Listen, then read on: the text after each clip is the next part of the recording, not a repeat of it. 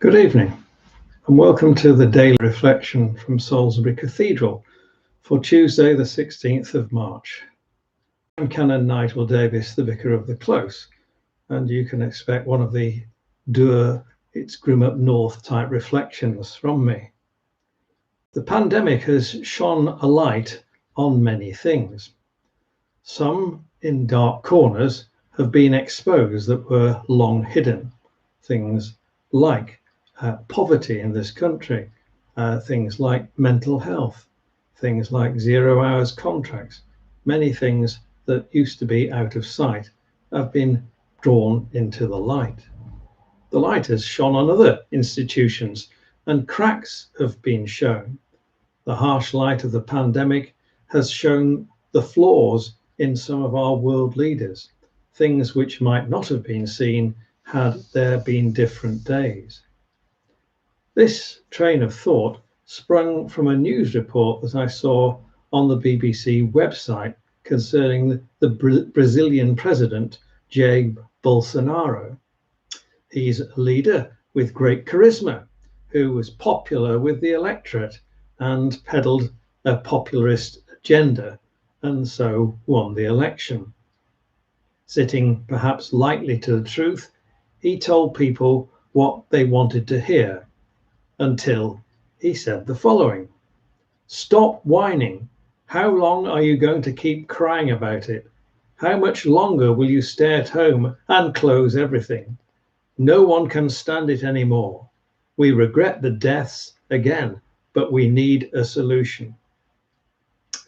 Some might have thought that a president should be actively seeking a solution, not President Bolsonaro, who was consistently opposing quarantine measures introduced by the state governors, arguing that the collateral damage to the economy will be worse than the effects of the virus itself.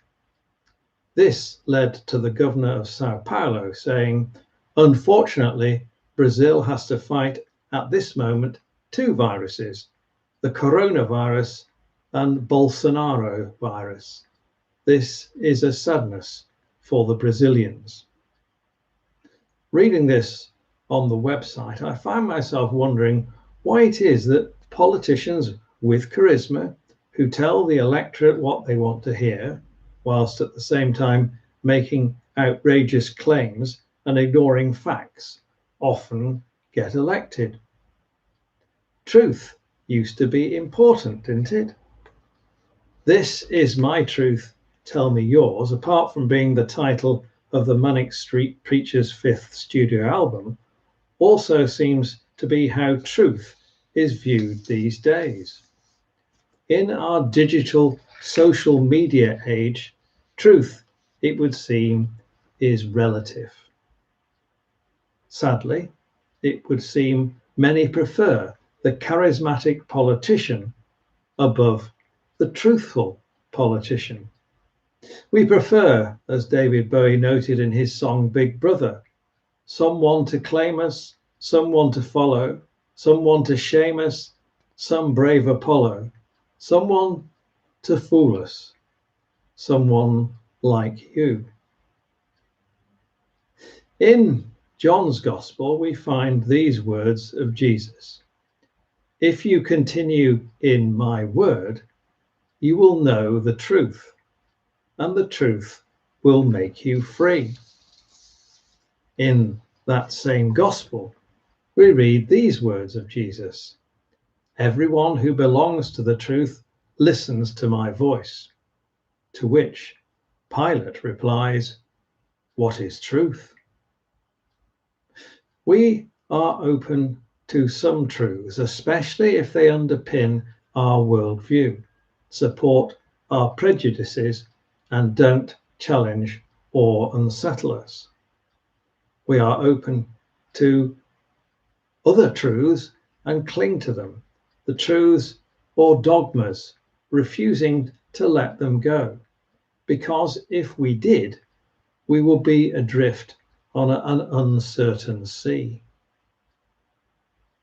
There is a story which comes from Africa about a hunter, a monkey, a peanut pod, and a glass jar. The hunter wants to catch a monkey, so he finds a large, heavy glass jar with a narrow opening and places a peanut pod in it, leaving it enticingly on the ground for the monkey to find. In due course, the monkey finds the jar and puts his hand inside, grasping the peanut pod in his hand. He tries to remove his hand, but he is stuck. Whilst he grasps the peanut pod, he pulls and pulls and pulls, but to no avail. So long as he has hold of the peanut pod, he can't get away. He becomes desperate, but wants the peanuts so badly that he won't let go. When the hunter returns, he is caught, and his life is brought to an abrupt end.